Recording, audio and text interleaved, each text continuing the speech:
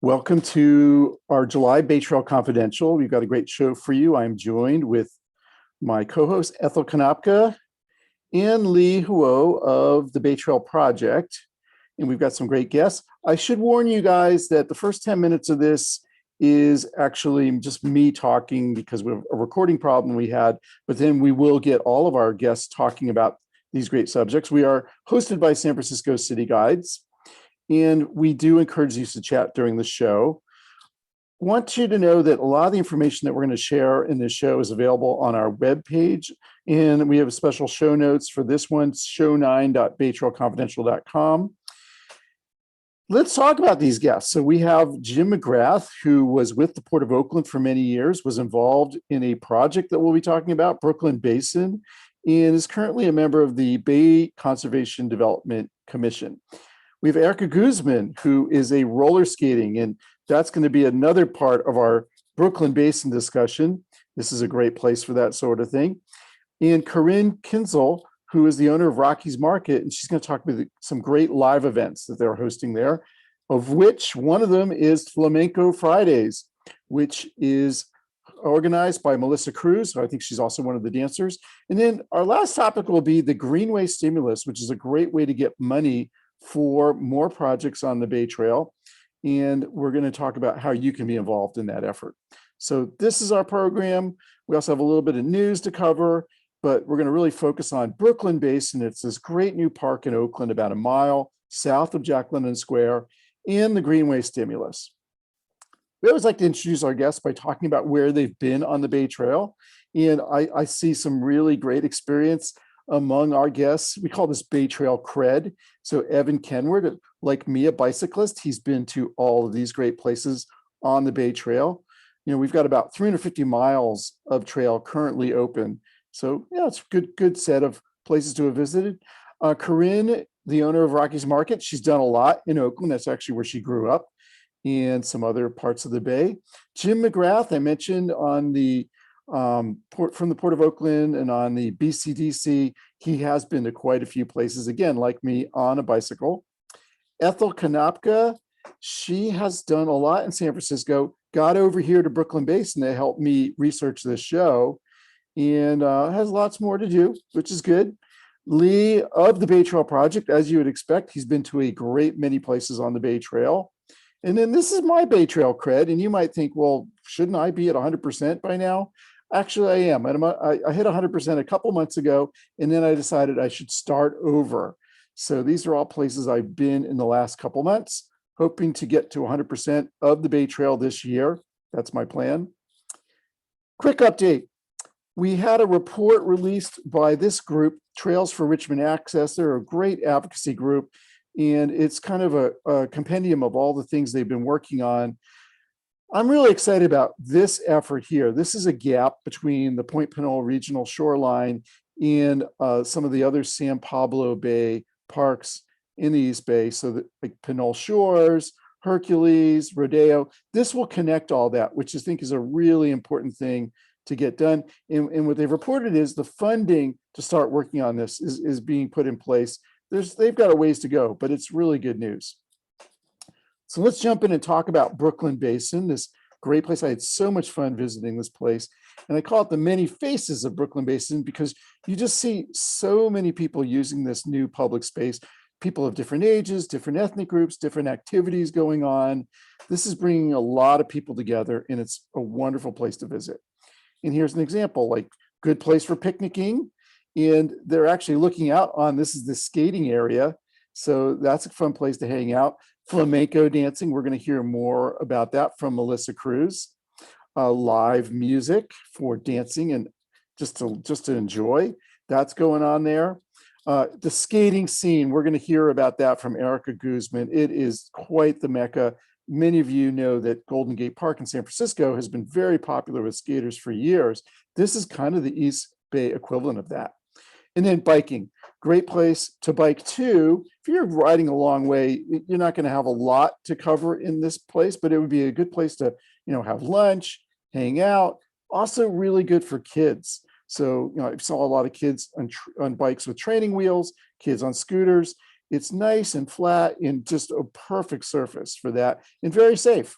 Your kids are not going to have to worry about cars at all if they go there. It is located, as I said, about a mile from Jack London Square on the Oakland Estuary, and it is connected by Bay Trail, although we have some sections that really need to be completed. But this is Embarcadero. This is a pretty good bike lane going along this. And then here it is in relation to the major highways. So 880 goes right by it. And we do have the Lake Merritt BART station not too far away over here. We'll talk about that in a second.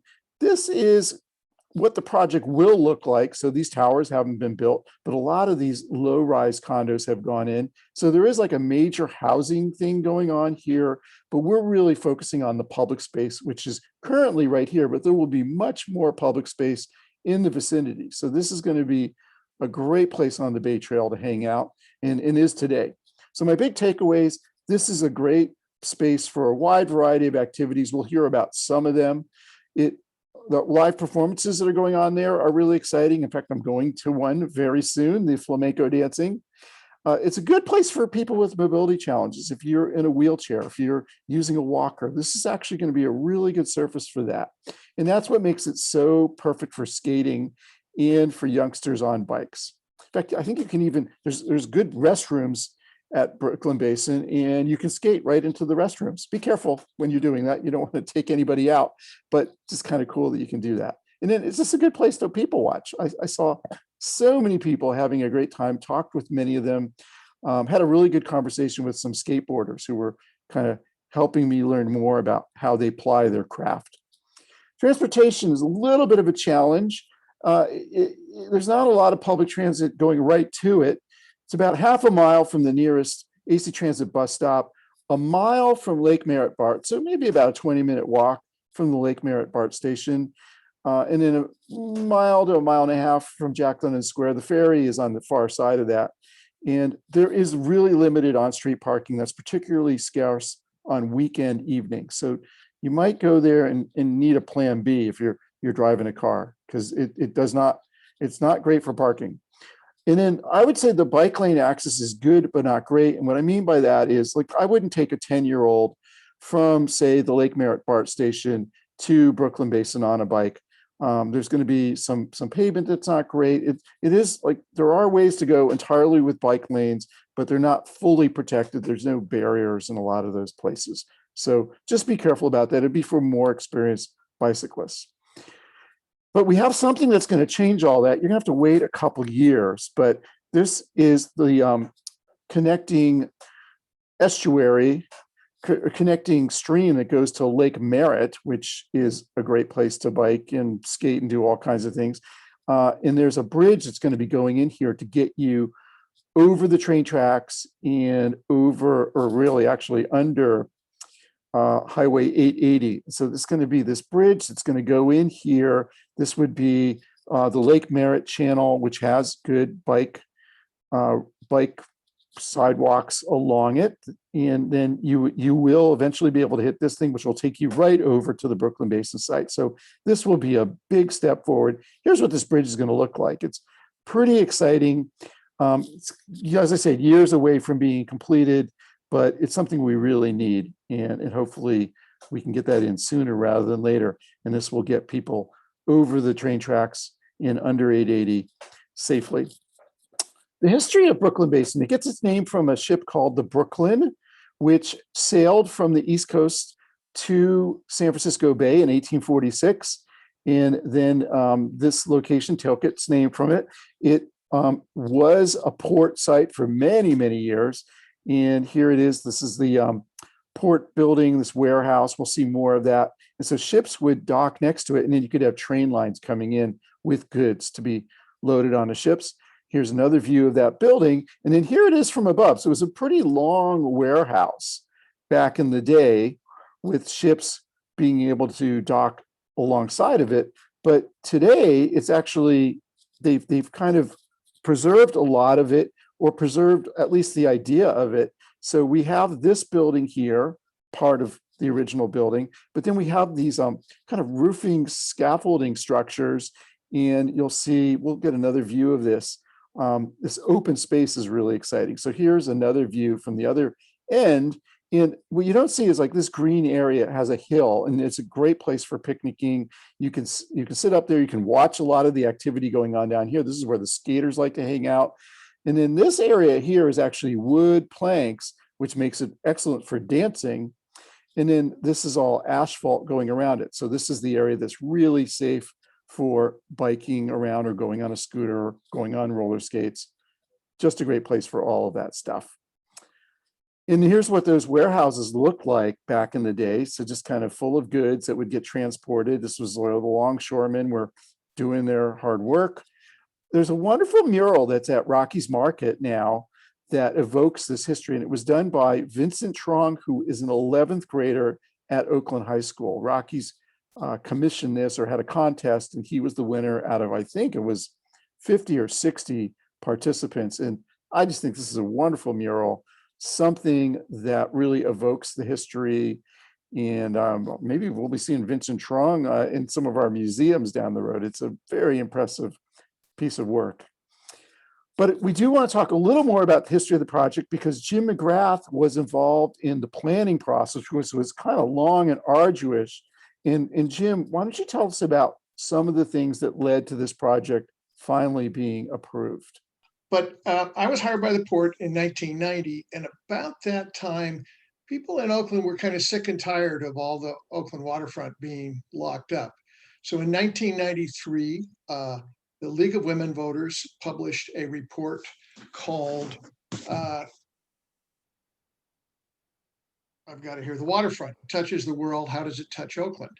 And two people were, that was a League of Women Voters. It was Sandy Threlfall, Virginia Hancock, Susan Rich, and Richard Winnie. Richard Winnie was county council at the time. He's since passed away. And that was part of an effort to open up the shoreline that had its kind of denouement in two really important things. The Port of Oakland was in charge of land use up until that time. And so it was holding on to land for future uses. But as Rodney mentioned, the area upstream of the Posey Tube is not suitable for containers. The Posey Tube is just too high. You can't relocate it. So the container port was really all to the west of this. And it really wasn't needed. The port wasn't doing any bulk building. But also the waterfront behind that area really didn't need to be opened up. So that report resulted in a change in land use that the port accepted, somewhat begrudgingly, and a planning process that in 1999 culminated in the city adopting the Estuary Policy Plan. So when Rodney showed you the aerial photos of the mid-rise, six-story or so buildings, that all that building in the forefront, that's all a result of that estuary plan. So I say that because there was a really significant, let's call it a sea change here. And I want you to recognize that Sandy Threlfall and her outfit, the Waterfront Action, and Richard Winnie were really the people who led that. And they made the Port of Oakland relish some control. It was kind of fun for me because I was asked to be on the Bay Trail board, and I tried to figure out ways that we could make public access to the waterfront work and be consistent with the port economic needs and not conflict. So I just wanted to make sure that you understand that there's heroes in the background that were responsible for this. I'm unfortunately not one of them, but Sandy's still around, and they really opened up this shoreline. Yeah, that's great. I mean, we are so grateful to have this public space. And I'm going to come back to you, Jim, as we want to talk about some of the activities that are going on at Brooklyn Basin, and then kind of ask you, having gone through this whole process, like, what are your biggest surprises? But let's hold that, and let me move ahead to some of these activities that are going on. So first of all, we've got live events, and I'm going to actually play. This is a flamenco performance. About a minute.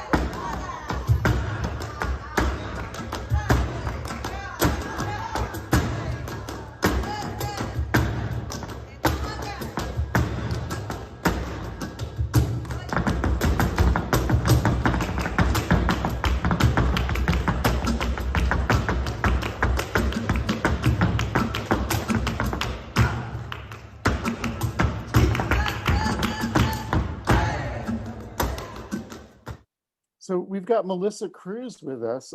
Melissa, tell us, what is it about this space that makes it such a great place for your flamenco dancing? Yeah, I have to say that this space is really so special because it's outdoors, but it kind of feels like it's indoors too because of the roofing, and it's adjacent to the mall that gives you an option to come inside if you need a little respite from sometimes the elements can be quite intense. But flamenco, is an art form that likes intimacy. Performers like to connect with energy to the audience, and the audience's energy in turn, their responses feed the show, the performance, for the artists. And this space, and you're seeing Holly Shaw's comedy event that's on Saturdays. You can see that it's spacious enough so that we can really accommodate a lot of people without it feeling too stuffy or too closed in. But at the same time, it still feels intimate because of the structure, the structure of the building on top, and the roofing, the skeleton of the building. So it's really easy for performers to have their energy go directly to an audience, and audiences have been so, I feel so warm and just so. I'm sensing a lot of like gratefulness, gratitude is what I want to say for having this space. And I want to thank Corinne and the whole production team for continuing to really provide a nice and safe and beautiful venue for the events there.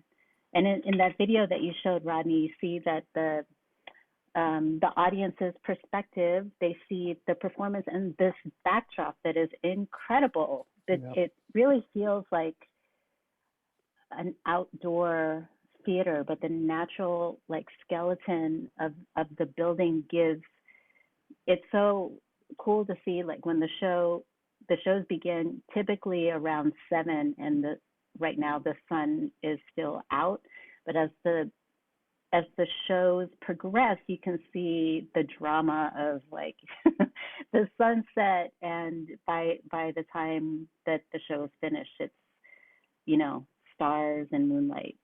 It's beautiful. Yeah, I love how you talk about how it's both kind of indoor and outdoor, and that's great for flamenco. It's also kind of a really good thing for the current circumstances we're in, where people do want to experience live performance, but it's a really safe way to do it, and I mean, hopefully we're really turning the corner on the pandemic, but this is going to continue to be a good venue, regardless of what happens, it seems to me. I hope so. Yeah,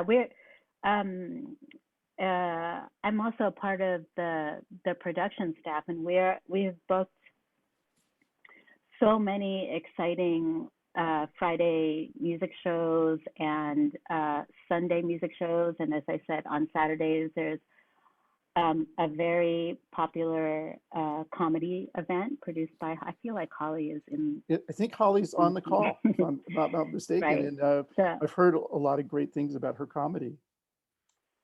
Yeah, so, she sells out consistently. Yeah, and I'll Sorry. Oh, sorry about that.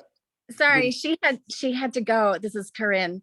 Oh, but yeah, she does comedy on every Saturday night, and on Sundays we have live jazz and wine tasting from 3 to 5. And the live jazz is free. The wine tasting's $10, and you can taste up to 5 glasses of wine. It's a great deal. And Yeah, we have a lot of stuff. Oh, we have the symphony coming in August and September too, on some Thursday night shows. Well, you have me coming on Friday, but as an audience member. I'm Great. going to be seeing Melissa's flamenco Oh, performance. you're in for a And treat. yeah, I'm really, I just think it's a perfect venue for these live events. And I'll include this link on my website, and it will be in the email I send out tomorrow. And it's just great that Rockies is hosting this stuff. Kind of a win-win. Yeah, and we have food, so you can come and have a meal and wine and beer and just relax and watch the sailboats go by. It's an incredible space. We're really lucky to be down there. Yeah, and then the other dance I've been hearing about now, I thought I had my sound turned off for this, but here's a picture of like the salsa dancing going on there. Yeah. And I think these are more just like show up and dance events. Correct. Which Those is- are out on the deck. And that's out on this wooden deck, which you can see is kind of ideal for that. So I really want to talk also about the skating scene.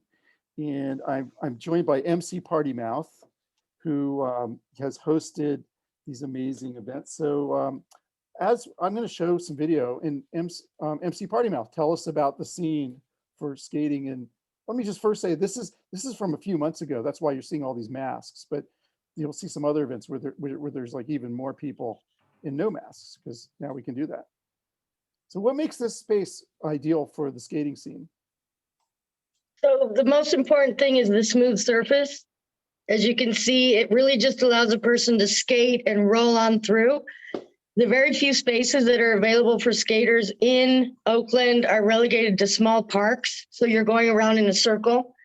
And, it's like a roller skating rink when you go around in a circle. That's fun. That's cool. But the ability to be able to skate freely for almost ever, at least it seems here at Brooklyn Basin, really is what makes it wonderful. Look, you can just tell by the way this person is just careening around. And there's so much space where like places like Lake Merritt, yes, it's a huge space and go all the way around, but primarily people go there to park their stuff, hang out, sit down. So a roller skater can't go through almost like flying. And that's the thing about skating. It's one of those things that makes a human feel like they're flying, because it's not like a bike where you have to hold on to handlebars, and it's not like a car where you have to get inside. It's skating. So is the sense of freedom. And that's why you need all this amazing space. So on the other end of Rockies, and I mentioned what beautiful bathrooms Rockies has for anybody who comes down to Brooklyn Basin.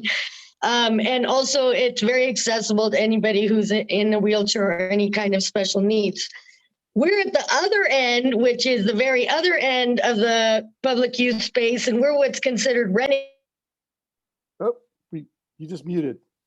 Up with all of our stuff, and we park ourselves over by the little edge of the fence there, and we start playing music. And what we do is we give away free music, and we make a space for not just the dancers and groovers who follow us, but the skaters. And I think one of the beauties of COVID is it gave us back our free ability to go outside and do stuff that we were just so tired. We always used to just go home and get on our computer, wink, wink, wink, here we are. But this is something that has really brought people back. And we're one of the last generations, I'm 50 years old, one of the last generations that really got to experience a roller rink in a lot of spaces. And the 80s was the last time I think people fell in love with roller skating. So here we are finally in the 2020s, back on 8 wheels, and Brooklyn Basin being a free space, youth space, has allowed us to go and find a place to do our events, because so many of us before COVID, we share music in clubs. And this is a place where we can actually share music in space with people who love music and people who want to give music. Yeah, and I want to tell my story because, inspired by you and your group, I had rollerblades that I don't think I'd touched in about 25 years. And I brought them down there, and I just had a ball. I was just skating. I took me a few minutes to get comfortable, and then I was just skating around for a couple hours.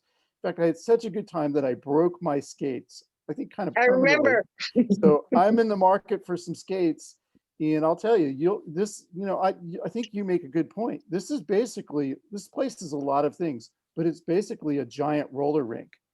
That's right. And Kenny Hoff did that great video. He was kind enough to give us permission to use it. Good job, Kenny Hoff. And this woman on the left is Heather B, and she's the one who puts on Rolling Deep. She started Bay Area Roller Group just before she started throwing a monthly event here at Brooklyn Commons or Township Commons, you. Brooklyn Basin. That's Yes. me. That's her partner, Rolling Deep, right there, Roller Group. Yeah, it's even if you aren't going to get on roller skates, you should come down just to check it out because it's Roll such a through. and there's all these different groups. There was Rollin' with the Homos that was there like the next day from the time I was there, and they seem like a really fun group. Chubbs Rolls is another group that's fat positive and inclusive of all types. So the skating scene to me, I don't know that, I'll show a few more activities that are going on there, and then I want to go back to Jim and ask him about kind of his experiences just going there, having worked on it all these years. But this is a great place for families. And we were talking about, like, you saw a kid in some of that video biking through the skaters, perfectly fine to do that. So the kids are really liking it. I saw kids on their bikes going down those hills and just having the time of their lives. Of course, I was on my bike, so it is a good place to bike too. There's bike racks. You can go and have a picnic or read a book. There's good Wi-Fi there, courtesy of Rocky's Market. Good place for photography. So there's some wonderful photographs that have been posted on the web, taken from Brooklyn Basin. Is it dog friendly? Oh, so I believe you could take a dog, and I think the dog is supposed to be on a leash. Correct. Yeah. Yes. Correct. And actually, before we get into the future stuff, Jim, so you've talked about going back there just on your bike. What are the big surprises for you in the way this space is being used? Well, thanks, Rodney, and thanks for having us, and thanks for doing this, not just this show. I want two more shout outs before I do that. It's been mentioned in the chat, but John Sutter was a critical player, as was Doug Seiden and Gene Seary, all board members of East Bay Regional Park District. And they all supported my efforts to open up this portion of the shoreline. And I also want to make sure that people realize that back in that far corner is California Canoe and Kayak. So there's another way to get onto the bay. I was at the port when they resisted any type of public access, and through the transition of seeing that public space was critical to public support. And that's an important thing. So, I retired 16 years ago. Most of these deals happened after I was done. I had nothing at all to do with the design of this thing, but I got to tell you, I was absolutely gobsmacked when I saw it. I came down here on my bike. I read that it was finally open. I'd seen it in construction. I'd read that in the Chronicle that it was finally open, and I came down. And it's wonderful. And it's wonderful because it evokes the historic era, but also reinterprets it. You can watch sailboat races, and I have out in the estuary. The chairs are just marvelous. You can see every kind of humanity on that deck, from little kids who are barely able to skate or scoot or use a bicycle, to I hadn't seen the dancers in person until I saw your video. That's very cool. I mean, I thought this was so cool. I brought my wife down here and I just said, you just got to see this. It is the kind of design that invites people in, and in a way that also becomes an asset to the businesses that are there. I think this is one of the most sensational pieces of public access I've seen. Well, I think that kind of says it all, Jim. And I hopefully, if you haven't been there yet, we've given you all the reason you need to go. It's a great place. And as I said, you can go back to my website and I'll have all that information about where to find it. So thanks everyone for telling us your stories about the Brooklyn Basin project. I do want to move on to our second topic, which is kind of about how we can get more funding to do more of these great public places, but also with an idea of like making it available for alternative transportation. And so I'm joined by Evan Kenward, who is I believe, Evan, you are you are traffic. What's the right term for your title? I'm a transportation planner. So you're a transportation planner, but this is something you've been doing as a volunteer. And I know you have your own slides that you'll share with us about this Greenway Stimulus, and I'll let you do that. All right. So thanks for joining us. Yes, thank you for having me. I'm so excited to be here. I'm always impressed when I come on and see this show. It's so fun. Hope hope everyone can see this. We can. Great. So yeah. Once again, yeah, I'm a transportation planner by day. I work for a company called Bikes Make Life Better, and I focus mainly on bikes. Go figure. And so our company focuses a lot on what we call transportation demand management, and basically what that is trying to get people out of cars and commuting by alternative forms of transportation, and our company specifically focuses on bikes. And then I volunteer for a few organizations. I volunteer a lot for Citizens Climate Lobby, and then I'm also helping a lot with the Greenway Stimulus, which really ties directly into the things I do for my day job, as far as really utilizing greenways, such as the SF Bay Trail, for commuting, and generally, general utilization all around for alternative modes of transportation. So the Greenway Stimulus is a Sorry about that. Oh no, it's all right. Okay, so sorry, really quickly, a quick overview about the Greenway Stimulus is that it's a $10 billion initiative for a $10 billion federal stimulus package. Right. We want money from the federal government to pay for cool things like the Bay Trail, right? Exactly. So yes, $10 billion to fund to help improve things like the Bay Trail and greenways all across the country. And so a little bit of background, it's organized by an organization called the East Coast Greenway Alliance.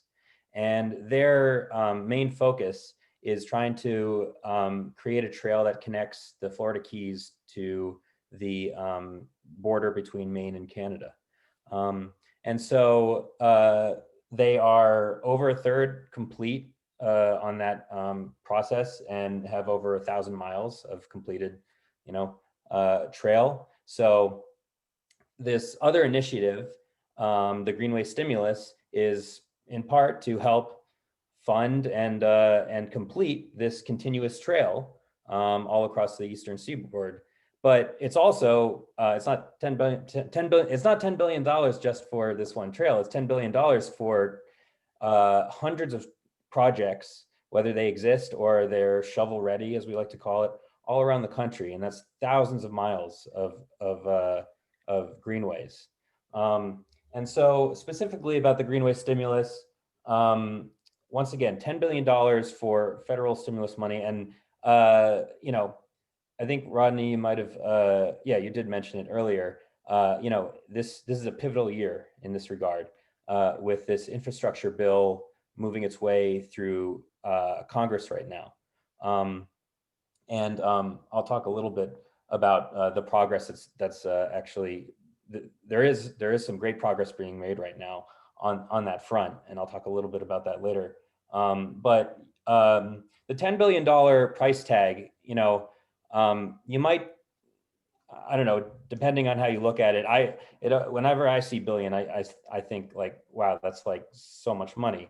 But to put it into a little bit of perspective, recently, Bloomberg News came out with a great article supporting the Greenway stimulus, and they made a really great comparison where they talked about this US DOT highway project in Houston. For a few miles of highway, automobile highway, it was going to cost $7 billion for this project. And so in comparison, $10 billion, that's for, like I said, I'll repeat it, hundreds of different projects and thousands of miles across the entire country. Right. It's like a little bit of money for car transportation, but it's a lot of money for other types of transportation. Yeah. And then also that then brings in the aspect of the return on investment. So the Greenway stimulus likes to tout a 10 times return on investment because of that low cost. And at this point, it's also proven time and time again by many different studies that the more walking and biking infrastructure that you put around places like downtowns and business districts, that is a net positive economic benefit for that area. Brooklyn Basin would be the perfect example, right? Because there's all like Rocky's Market and all these other businesses are going to thrive in this location. Oh, exactly. And then you know, you pointed out when you were saying when you get to Brooklyn Basin, you know, there's very little car parking, you know, that kind of thing. So that's where you have to supplement the lack of parking with really good infrastructure for alternative modes of transportation. So then, you know, that's where that really great ROI comes in, where you know, there's so much money that can go into a local economy that way. And then, you know, all the other benefits, you know, that go with it, as far as more jobs, being able to build so many more projects like this. So then the next topic I want to talk about is this idea of looking at greenways, not from a macro perspective, but more from a macro regional to more of a micro regional perspective. And just to get back here, like, yeah, like, it's awesome. It's so great to see these things, right? Like Key West to Canada, like it's so cool. And to connect all that would be fantastic. And obviously for all the various communities along the way, it's such a great benefit. And I just pulled, I found this bike route. This is not a trail, but it's a bike route to the left here, from San Francisco to Santa Barbara that someone did. And, you know, that's great. Like San Francisco to Santa Barbara, what a great thing to do. But that's not why I really care about greenways. I really care about greenways from that micro perspective, where you look at like the SFA trail and you think about all the different cities, all the different towns, all the different business districts, all the different communities that trail is going through. And so that is connecting all of those things together, connecting people to jobs, connecting them to friends, visit friends and family, connecting them to their grocery store, to a you know, a park, a beautiful park. I don't know, maybe like Brooklyn Basin. And so I put a picture here. You may think you recognize it, but it's actually rendering. This is a rendering of at Mission Rock. It's a park that is planned at the tip of Mission Bay in San Francisco, looking over at China Basin and then downtown SF. And that path going through that park is part of the Blue Greenway, which is part of the SF Bay Trail. And you know, you get on that, and you know, in just a few minutes, you're at a ball game. You're at your job in downtown San Francisco. You know, it's just I looked at it as a good visual example of like, this is how trails really connect us. And Takes you right to McCovey Cove. yeah, exactly. Right over the 3rd Street Bridge. And so, how do we get there? How do we really make how do we make it successful? Well, the Dutch Cycling Embassy, I find is a really inspirational organization out of the Netherlands. They kind of go around the world. They have a little kind of dog and pony show that they show everyone, talking about how amazing their bicycle infrastructure is in the Netherlands and throughout Europe. And the best quote that I took away from their presentation was, a bicycle network is only as strong as its weakest link. And so, Rodney, you provided me with this nice example here, but I also actually, just from the Brooklyn Basin presentation, it sounds like there's another weak link there that that bridge will just totally enable all kinds of transportation that right now isn't so easy. Yeah, and I was about to cut in when you guys were talking about it, because I think I know where we can get some funding for that. There you go. So, and maybe it'll get built faster. I see Lee is smiling, by the way. But yeah, so if there's a gap somewhere, that's enough for someone to say, well, I could take the trail and navigate around this really bad gap to get to my job, but and that would be the most direct way, but I don't really want to deal with that, so maybe I'll just drive. And so it's those things that are just enough to stop it from being, to stop something great from being great, really. So yeah, and this is, I want to tell you that somebody actually asked a question about what you're about to talk about here. Oh, separating bikes from pedestrians. So tell us more about why that's important and how we get that.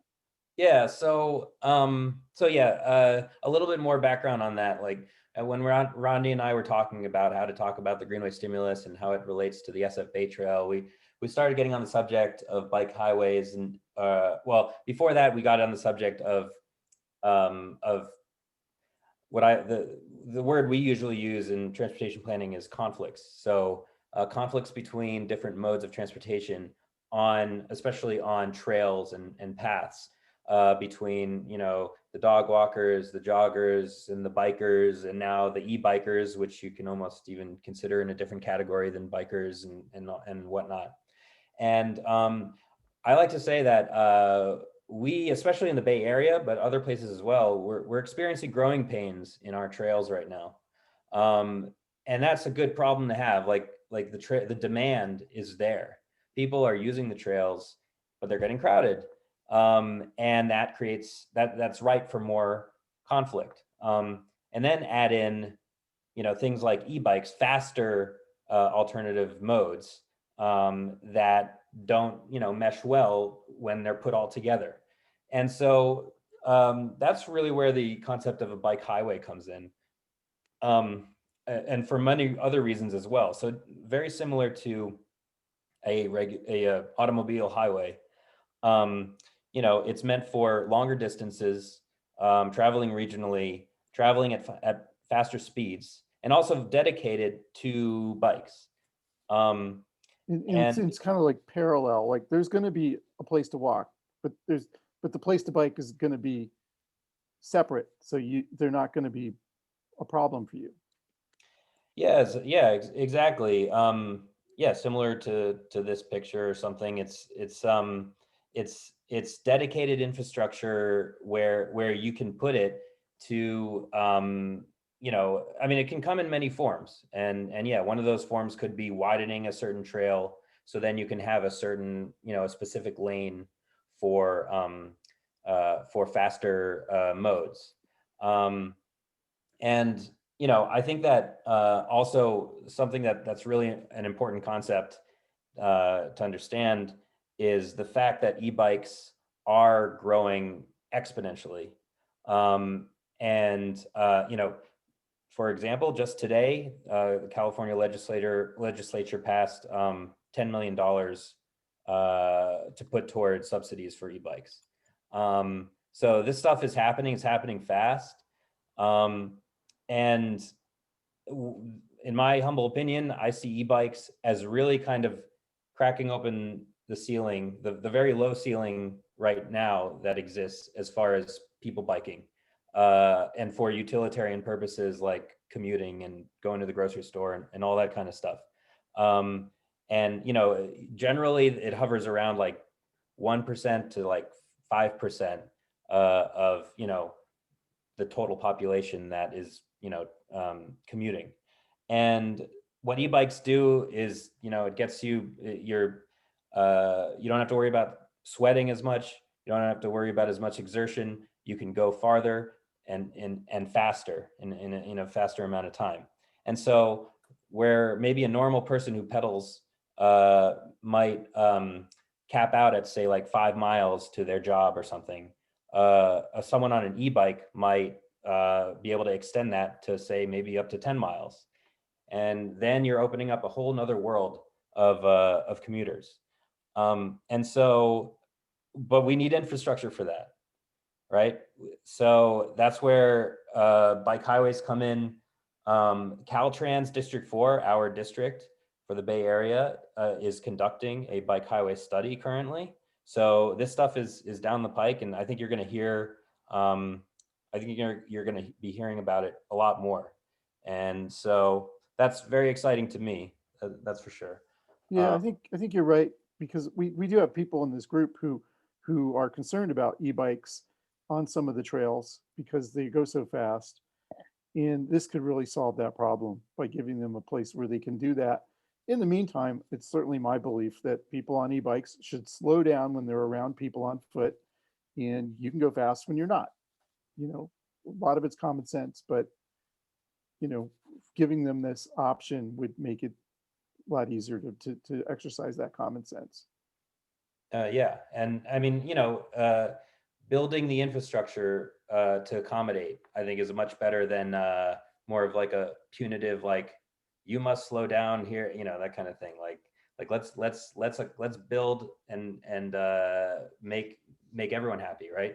And so that's where obviously coming back around, we need funding for it. So that's where $10 billion stimulus comes in. And so just to give a quick update on what's been happening. So the House Transportation and Infrastructure Committee passed the Invest in America Act, and that's to reauthorize surface transportation. It's $547 billion that directs federal investments in roads, bridges, transit, and rail. So the Greenway Stimulus could fit inside that that bigger package. And so there's a long line of various items that the $547 billion would cover. And one of those lines says it would significantly increase funding for pedestrian and bike infrastructure and complete streets, supporting zero emission modes through approximately $10 billion in investment via existing and new programs, and expands eligibility for safe routes to schools.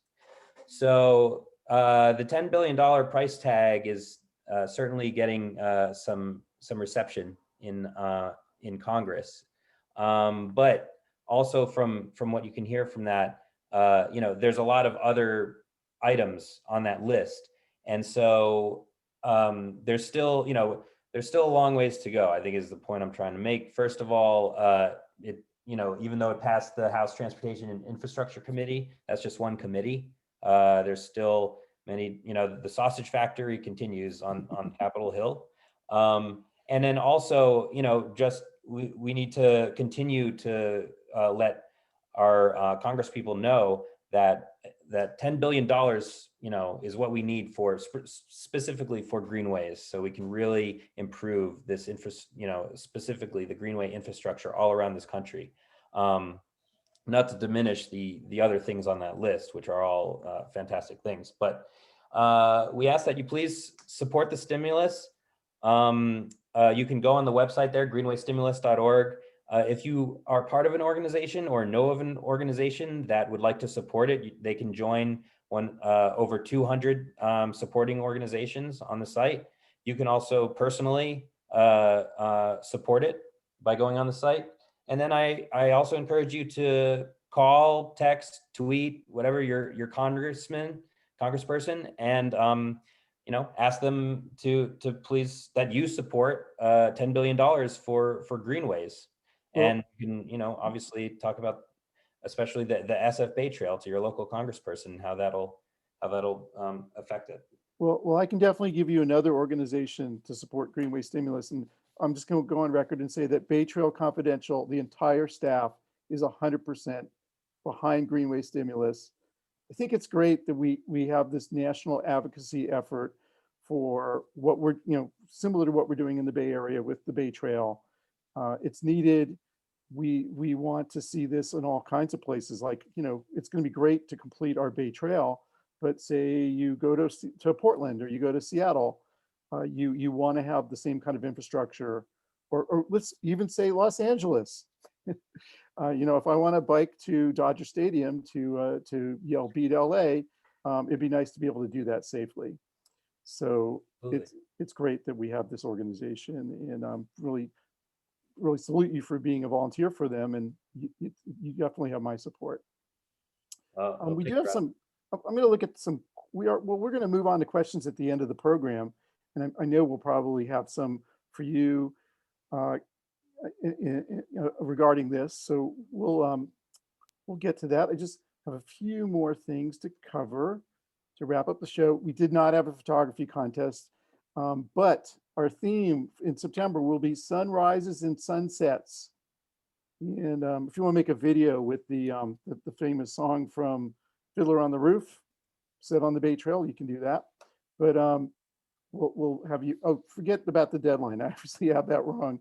The deadline will be the last Wednesday in August, 1 week before the show. And the show will be on Wednesday, September the 1st. And yeah, I guess I didn't update that slide. Here are the folks who gave us permission to use their photographs. I really appreciate that. I will have links to their websites on our show notes page, which is there. And I do want to play our Happy Trails song. We're actually going to have a new one for the next show. I've got a new musician who's recorded Happy Trails, but enjoy this. Happy trails to you until we meet again. Happy trails to you. Keep smiling until then. Who cares about the clouds if we're together? Just sing a song and bring the sunny weather. Happy trails to you until we meet again. Until we meet again. So happy trails to everyone. Our next show, as I said, will be on September the 1st. I'm taking a vacation in August, but we'll be back with a great show. Haven't figured out. I think I might cover. I've got some friends that are going to be biking around the entire Bay Trail, and we may talk about circumnavigating the Bay on bike and foot on our next show, but that has to be fleshed out. Some thank yous. I want to thank my wife, who's always really supportive of this. Jason Myers was the guy you just heard singing that song, and La Estudiantina sang the music. They did the music during the slideshow. But now is when we allow you guys, ask you guys to feel free to, we prefer if you raise your hand to get our attention, get called on before you unmute, but we're enabling folks to unmute and ask any questions that you have, either about Brooklyn Basin or the Greenway Stimulus. So would love to hear your thoughts. If you want to use the raise hand feature, Tam is doing that. So I'll call on her first. that's a really good way to get our attention. So Tam, go ahead and unmute. Tell us your thought or question. Sorry, Rodney, I hit the wrong button by mistake, but in any case, it's been a great show. I hope you have a good vacation. You've been wonderful in getting this out for us. So thank you very much. Oh, thank you, Tam. Tam is one of my fellow Haight-Ashbury tour guides. And hopefully we'll be seeing you in person, Tam. I think we talked about getting together at Crane Cove sometime. So let's plan on doing that. You're on. Other thoughts, questions? I want to also, anybody, if you want to share your experiences going to Brooklyn Basin, I imagine we have a lot of people. I put up flyers in Brooklyn Basin. If you want to talk about what you've gone there and done, we would love to hear that. In fact, Ethel, I should ask you, like you went to Brooklyn Basin. What was your impression of the place? Well, my first impression was just kind of awestruck with just the way you could feel so close. You could feel like you were inside, but you were really outside, and the view was amazing. And just be able, we actually took a picnic and sat up on the grassy field there. And now hearing about all these other activities that are going on and that are available, I'm just writing down when I get back from my time off. I'm going to be going over there and doing comedy and tasting some wine. It's just amazing. Maybe we should be like making a plan to get together there. Yeah. Yeah. And I think the point is really well taken that, after a year of being secluded and so careful about who we get in touch with, it's so nice to come out of COVID and have a place where we're outside and, we're kind of making that transition back into feeling comfortable with people inside. But this is a great space to have that little transition step. So I'm excited and almost overwhelmed with what this space offers. I want to warn people that going back to live events, it's a real experience after a year and a half without it. I went and saw live music in Alameda, not far from Brooklyn Basin, a couple weeks ago, and there was a band that friends of mine really liked, but there was another band that opened for them, and they did rhythm and blues covers, but they just blew my mind. And I just went up to them afterwards and I said, "That's the best thing I've ever heard." Just because first of all, they were really good. It was Harold Ray and the East Side Dynamite, and they are a great band. But also just like to go back to this after all this time away is really special. Yeah. I wanted to call on Paco. Paco is the most loyal member of our audience. Paco, what did you think of the program tonight? It was so fabulous. I think you should have gone to Portland next time. Go to Portland, huh? Yeah. Well, it's funny My because we cousin were on. is based there now. Who's in Portland right now? Richie is? My cousin. Oh, your cousin. Well, it's funny because we talked like he just moved there last year. Like Brooklyn Basin from is New York on the Port of Oakland. So we could go from the Port of Oakland to Portland. There you go. Seems like there should be some connection there. So Paco, thanks as always for your thoughts. I'm gonna see you on Monday, hopefully. You will see me on Monday because we're going to be doing one of our art programs. It's going to be on Dorothea Lange, and we have a really great presenter, Avril Angevine. She'll be back, and she's always. And I guess Nikki will be hosting this event for you on Monday. So those are hosted by the Community Living Campaign, and I often do it with Nikki. And Paco is usually, but not always, but usually in the audience, which is always great. Rodney, I just want to throw out a real thank you to Evan too. The information that you presented was all new to me and really exciting, and telling us how we can actually get behind it and support it by getting in touch with our congressmen and our senators, really helpful. So thank you for that presentation. It was really, really informative. Oh, thanks a lot. I'm glad you got something out of it. Yeah, I also volunteer, like I said, for Citizens Climate Lobby, and they really taught me how the power of political will, and every individual is a constituent of their member of Congress, and the more people that literally all you need to do is just leave a message or tweet or whatever, and they listen. They really do.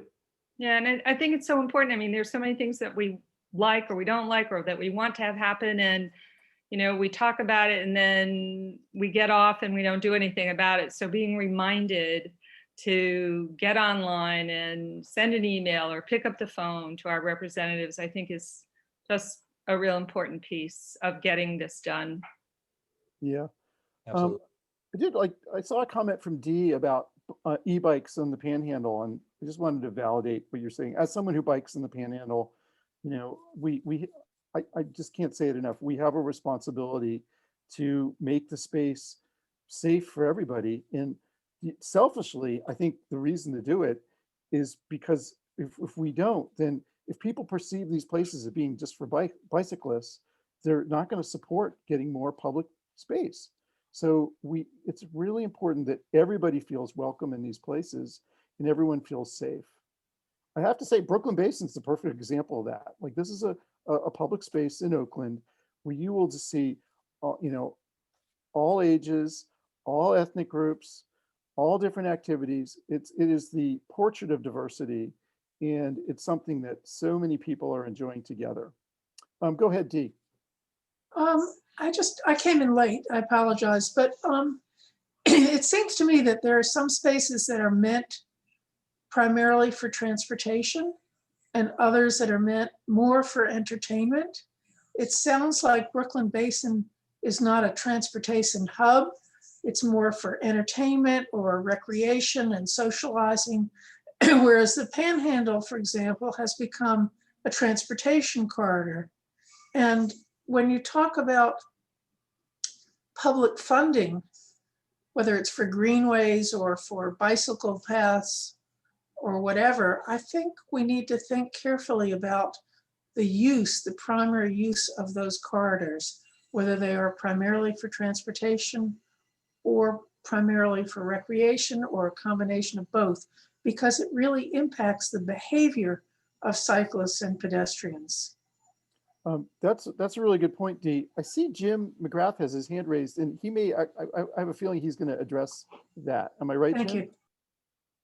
No, I wanted to plant a couple ideas. So if you want me to do that. Well, let me just say, I think what you said, Dee, I agree that you have to look at transportation versus other use. And you're right that I think Brooklyn Basin isn't really a transportation corridor. So it's a really good point. Go ahead, Jim. Yeah, I mean, when we tried to do public access at the Port of Oakland, we tried to distinguish between areas where it really wasn't safe or it interfered with the business, and those places where if we could find the funding in the right of way, we could make it happen. So I want to plant two different ideas. You've talked about diversity, and one of the things that's happening on the Blue Greenway, which Evan mentioned, is the cleanup and reuse of India Basin. There was just an event featuring the mayor, I believe it was a week and a half ago. The cleanup is well underway. It's going to make it safe for kids. It's going to be a fabulous place. So that's something that you want to look at, because that's going to fill one of those really important links in the Bay Trail. And the other thing, and this I will blow my own horn a little bit, the Port of Oakland also built a park at Middle Harbor, and they're right now looking at how that gets a refresh. But it's a wonderful facility, and one of the issues with it is there's a lot of grass, which in a drought just doesn't make that sense. So trying to make that a more natural park and refresh to something, but I'd love to see you take a look at those two areas. Okay. Yeah, I'll just make a promise to you, Jim. We will definitely do Middle Harbor. It's a place I've been going to. My wife and I loved riding our tandem bike there. And it's just such an interesting place because you can see a lot of the container port activity nearby. It also has all this amazing history. And then the bird life there is fabulous. Maybe we'll have to do it during the migration season, because that is a really good place to go and see a lot of diverse bird species. So yeah, and I think it's a fabulous place that it doesn't get that many people. That's the other thing. Is another, we're Bay Trail Confidential because we try to shine a light on places that are maybe not getting as much love as they should, and that would be the perfect example. It's almost the size of Lake Merritt. And so I think it's a pretty cool spot, but then I had something to do with it. I mean, the only issue is transportation. It's a great place to bike to, but I don't think there's really good public transit that gets you there. No, not really. It is. I agree with Jim and you, Rodney. It's a hidden gem, actually, in a lot of ways in the Bay Area, right in the middle of a working port. Talking about good gathering spaces, there's a lot of picnic and barbecue areas. So on the sunny weekends, you do sometimes get large groups that go and gather out there, large families and parties, that kind of thing. And if you are interested in cranes and ports, it's probably one of the few spaces anywhere in the Bay Area where you can get pretty much right up on top of a crane that actually, when it's working, there's one space that's right next to one. I've actually been to the top of one of those cranes. That's the best view in Oakland. That's true. I've been on top of one of those as well. That's kind of a dream, would be like public access to a crane, like Crane Cove right now. You certainly don't have it. They're trying to raise the money to get the crane tops on top of the cranes there. And I'm thinking of in Hamilton, like the control tower would be a cool place to go to, but they don't have public access to that either. One thing I also wanted to emphasize to people, because I think we've kind of awed people into total silence of how amazing the Brooklyn Basin space is. But one thing I want to emphasize to everybody is this space really is only the first phase of a very large, very long project. There's a lot of other public spaces that are going to be built in the rest of the Bay Trail as part of this project. Once it's all put together, the other spaces are going to feel very different. Some of it's going to feel a little bit more as if you're next. What's a good description? It's good. Some of it's going to feel like you're along Embarcadero in San Francisco, right? Not near the roadway, but closer to the water. And then some of it's going to be kind of open fields. Here, actually, let me do this real fast. I kind of looked it up. I'm going to share real quickly the concept plan with everybody. So this is the space right here that we've been talking about tonight. And then there's going to be a lot more development in different phases here.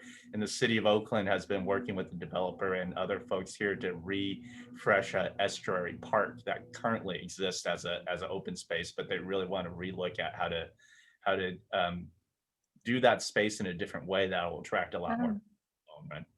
Yeah, I can see almost like a loop from Jack London Square down to Brooklyn Basin.